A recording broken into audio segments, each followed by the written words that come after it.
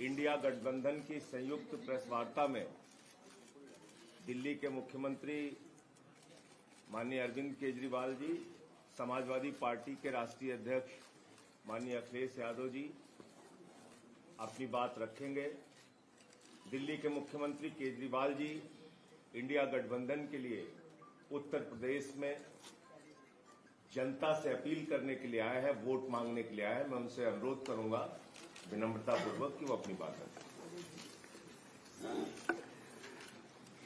आज यहाँ आए हुए सभी पत्रकार बंधुओं को और जितने दर्शक ये देख रहे हैं उन सबको मेरा नमस्कार, मेरा प्रणाम। आज लखनऊ में मैं उत्तर प्रदेश के सभी मतदाताओं से इंडिया गठबंधन को भारी भरकम वोट देने के लिए, भारी मात्रा में वोट देने के लिए अपील करने के लिए आया हूं। मैं 4 बातें रखना चाहता हूं। पहले चारों बिंदु बता देता हूं, फिर उसको डिटेल में एक्सप्लेन करूंगा। पहला ये कि ये चुनाव भारतीय जनता पार्टी मोदी जी अपने लिए वोट नहीं, अमित शाह जी को प्रधानमंत्री बनाने के लिए वोट मांग रहे हैं। दूसरी बात, योगी आदित्यनाथ जी को अगर ये लोग जीत गए तो योगी आदित्यनाथ जी को 2 से 3 महीने के अंदर उत्तर प्रदेश के सीएम पद से हटा दिया जाएगा। नंबर 3, इन लोगों की पूरी तैयारी है, अगर ये लोग जीत गए तो संविधान को बदल के SC ST और OBC का रिजर्वेशन खत्म कर दिया जाएगा। और नंबर 4, जो आंकड़े अब देश भर से आ रहे हैं वो ये दिखा रहे हैं कि 4 जून को इंडिया गठबंधन की सरकार बनने जा रही है और NDA को और BJP को बहुत कम सीटें मिलने जा रही हैं। अब मैं अपने सबसे पहले पॉइंट पे आता हूं। जब 2014 में प्रधानमंत्री बने थे नरेंद्र मोदी जी, तो उन्होंने खुद एक रूल बनाया था कि भारतीय जनता पार्टी के अंदर और उनकी सरकारों में 75 वर्ष से ऊपर कोई भी व्यक्ति होगा तो उसको संगठन में और सरकार में किसी भी पद पे नहीं रखा जाएगा, उसको रिटायर कर दिया जाएगा। और उसका सबसे पहले उस रूल के तहत आडवाणी जी को और मुरली मनोहर जोशी जी को रिटायर किया गया था। और उसके बाद तमाम यशवंत सिन्हा जी, सुमित्रा महाजन जी, कई लोगों को यहाँ टिकट नहीं मिली। कई लोग जो पद पे बैठे हुए थे उनको पद से इस्तीफा दिलवा के उनको हटाया गया। ऐसे कई सारे लोग हैं। तो अब अगले साल 17 सितंबर को प्रधानमंत्री मोदी जी 75 साल के होंगे और मोदी जी ने तय कर लिया है कि अमित शाह जी को वो अपना वारिस बनाएंगे और अमित शाह जी अगले साल 17 सितंबर को देश के प्रधानमंत्री बनाने का उन्होंने तय किया है मोदी जी ने। इसके ऊपर मोदी जी पिछले 1-2 साल से लगे भी हुए हैं, क्योंकि भारतीय जनता पार्टी के अंदर अमित शाह जी के सामने जो जो बाधाएं पैदा कर सकता था नेता, एक एक करके उन सब नेताओं को साइड कर दिया गया, उनका पत्ता साफ कर दिया गया। शिवराज सिंह चौहान को हटा दिया गया, वसुंधरा राजे को हटा दिया गया, डॉक्टर रमन सिंह को हटा दिया गया, देवेंद्र फडणवीस को खत्म कर दिया गया, खट्टर साहब को खत्म कर दिया गया, एक एक करके सबको खत्म कर दिया गया। एक ही शख्स बचे हैं जो अमित शाह जी के रास्ते का कांटा बन सकते हैं। हेलो, आवाज आ रही है? आ रही है। एक ही ठीक है, आ रही है। एक ही शख्स हैं जो कि उनके रास्ते का कांटा बन सकते हैं, वो हैं योगी आदित्यनाथ जी। अब योगी आदित्यनाथ जी को इन्होंने हटाने का पूरा मन बना लिया है और अगर इनकी सरकार बनी तो 2 महीने के अंदर योगी जी को भी उत्तर प्रदेश के सीएम से हटा दिया जाएगा। मैंने दिल्ली में 3-4 दिन पहले ये प्रेस कॉन्फ्रेंस की थी और ये दोनों मुद्दे उठाए थे। जैसे मैंने मुद्दे उठाए थे तो अमित शाह जी ने और उनके कई नेताओं ने अपनी भावना प्रकट की कि नहीं, मोदी जी को 75 साल में इस्तीफा नहीं देना चाहिए, मोदी जी को 75 साल पूरा कार्यकाल पूरा करेंगे। उन सब की भावनाओं की मैं कद्र करता हूं, क्योंकि अपने नेता के लिए जब भी ऐसी बात होती है तो सब लोग सामने आके बात करते हैं। लेकिन बड़ी बात यह है कि मोदी जी ने ऐसा नहीं कहा कि मैं 75 साल पे इस्तीफा नहीं दूंगा, मैं रिटायर नहीं होऊंगा। उनका अपना बनाया हुआ रूल है और मुझे पूरी उम्मीद है कि मोदी जी का अपना बनाया हुआ रूल है और मोदी जी अपने रूल को फॉलो करेंगे। नहीं तो लोग कहेंगे कि मोदी जी ने ये रूल आडवाणी जी को हटाने के लिए बनाया था, जब अपनी बारी आई तो नहीं। तो मोदी जी इस रूल का फॉलो करेंगे, ये पूरा यकीन है देश के लोगों को कि उन्होंने खुद रूल बनाया तो खुद फॉलो करेंगे। दूसरी बड़ी बात जो हुई कि जब मैंने कहा कि योगी आदित्यनाथ जी को 2 महीने में हटा दिया जाएगा, इस पे अभी तक भाजपा के किसी नेता की टिप्पणी नहीं आई है। 4 दिन हो गए, इसका मतलब ये तो कंफर्म करता है कि उन्होंने पूरी प्लानिंग कर ली है और उनके पक्ष में कोई बोलने के लिए तैयार नहीं है योगी आदित्यनाथ जी के। तो उनका हटना अब लगभग तय है कि योगी आदित्यनाथ जी को उत्तर प्रदेश के सीएम पद से हटाया जाएगा। दूसरी चीज, मैं उत्तर प्रदेश के सभी मतदाताओं को कहना चाहता हूं कि पिछले 4-5 महीने से इन्होंने शोर मचा रखा है, 400 पार 400 पार 400। क्यों? कहते हैं नहीं मोदी जी कुछ बड़ा काम करना चाहते हैं। तो लोगों ने खोद के पूछा, भाई क्या बड़ा काम करना चाहते हैं, कुछ बताओ तो सही। तो उन्होंने नहीं बताया। लोगों ने फिर अंदर से पता किया कि बड़ा काम ये करना चाहते हैं कि देश से रिजर्वेशन खत्म करना चाहते हैं। हम जानते हैं कि इनका जो पूरा इकोसिस्टम है, आरएसएस, बीजेपी, शुरू से ये लोग रिजर्वेशन के खिलाफ रहे हैं। इनकी पूरी की पूरी मानसिकता रिजर्वेशन के खिलाफ रही है।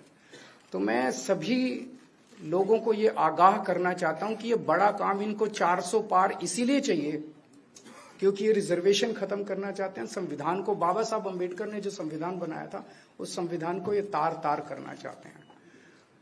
पूरे देश भर से अब जो ट्रेंड आ रहे हैं, वो ट्रेंड ये दिखाते हैं कि भारतीय जनता पार्टी को 250 से भी नीचे, मेरे हिसाब से 220 के आसपास, 3-4 दिन पहले भी मैंने कहा था, 220 से कम सीटें इनकी आती हुई नजर आ रही हैं।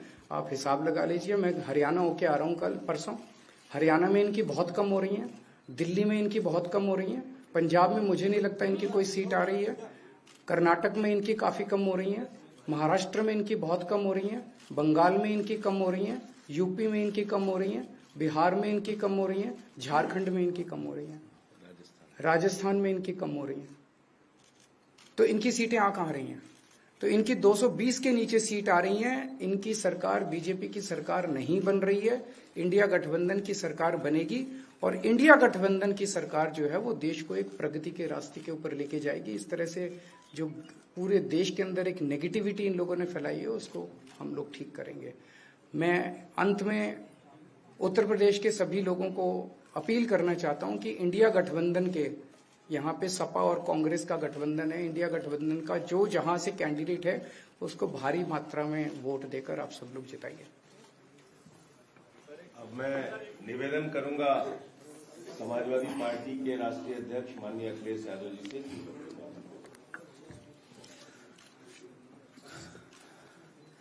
आदरणीय अरविंद केजरीवाल जी का मैं धन्यवाद देता हूं। उन्होंने बहुत महत्वपूर्ण बातें आपके सामने रखी हैं। जो देश का माहौल है और 4 चरणों में भारतीय जनता पार्टी चारों खाने चित्त हो चुकी है और उनके आंसुओं की नदी उफान में है। भारतीय जनता पार्टी जो 400 पार का नारा दे रहे थे, अब समझ में आया है 4 चरणों के बाद।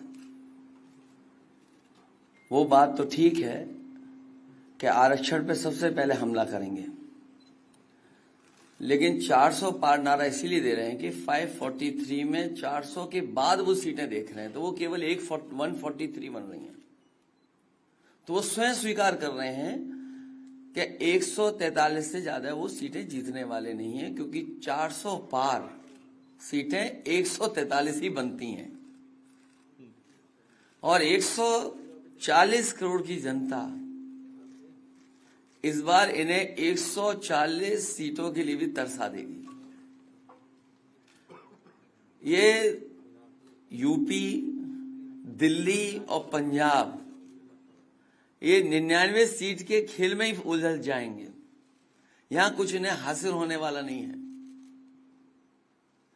रोटी कपड़ा और मकान की तो लड़ाई हम लोग लड़ेंगे, लेकिन रोटी कपड़ा और मकान से पहले हमें संविधान बचाना है। संविधान बचेगा तो लोकतंत्र बचेगा और बाबा साहब भीमराव अम्बेडकर जी का दिया हुआ संविधान ये हमें अधिकार, हमें न्याय दिलाता है। भारतीय जनता पार्टी की इस साजिश को आम लोग समझ गए हैं और इस बार सबसे बड़ी हार भारतीय जनता पार्टी की होने वाली है। अभी तक तो हम ये कहते थे कि ब्रह्मांड का सबसे बड़ा झूठ बोल रही है। अब लग ये रहा है हारने के बाद ये ब्रह्मांड का झूठ का विद्यालय खोलेंगे, यूनिवर्सिटी खोलेंगे और वाइस चांसलर और डीन पहले से ही रिटायर होकर के वहां अपने आप नियुक्त हो जाएंगे। इसलिए देश को बचाने के लिए आदरणीय अरविंद केजरीवाल जी आए हैं, हम लोगों का सहयोग और मदद करने के लिए आए हैं। मैं इनका धन्यवाद देता हूं और आप पार्टी, इंडिया गठबंधन, समाजवादी पार्टी, हम सब मिलकर के भारतीय जनता पार्टी को हटाने जा रहे हैं।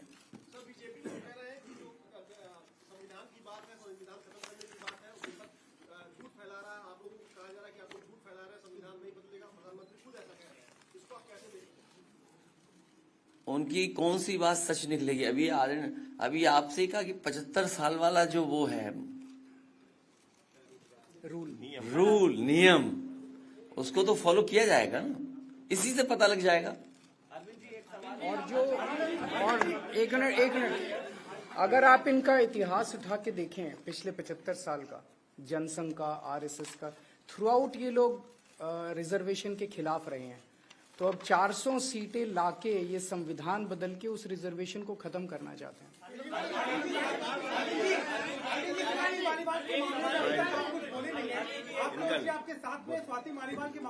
अरे उससे ज्यादा जरूरी और चीजें भी हैं, कागज हम निकाल लिए।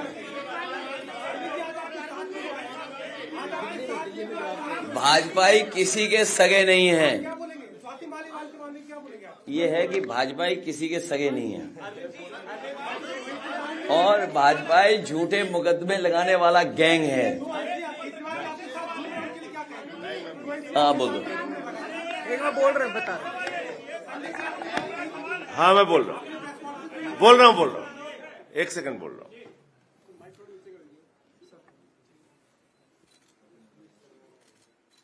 सब लोग, पूरा देश हतप्रभ है, दुखी है, आज तक पीड़ित है।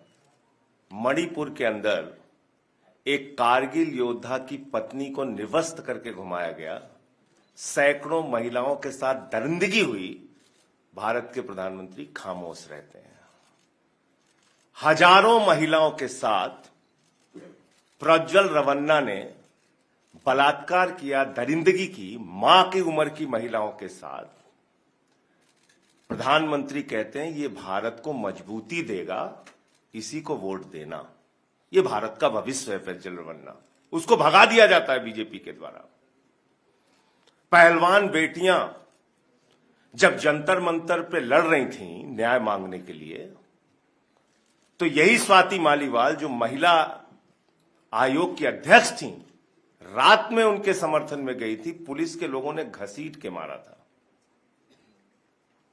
हमने देखा यहीं उत्तर प्रदेश के अंदर कुलदीप सेंगर के मामले में, हाथरस के मामले में, देश के प्रधानमंत्री खामोश रहते हैं, एक शब्द नहीं बोलते। आम आदमी पार्टी हमारा परिवार है, पार्टी ने अपना रुख साफ कर दिया है और मैं चाहता हूं जितने विषय मैंने आपके सामने रखे हैं, देश के प्रधानमंत्री और भारतीय जनता पार्टी को जवाब देना चाहिए। स्वाति मालीवाल के मामले में जवाब देना, जब वो पहलवान बेटियों के लिए जंतर मंतर पे न्याय मांगने गई थी स्वाति मालीवाल जी, उस समय घसीट के मरवाया पुलिस वालों से। तो इसलिए इस पे राजनीतिक खेल ना खेलें, मैं सिर्फ इतना कहना चाहता हूं। धन्यवाद।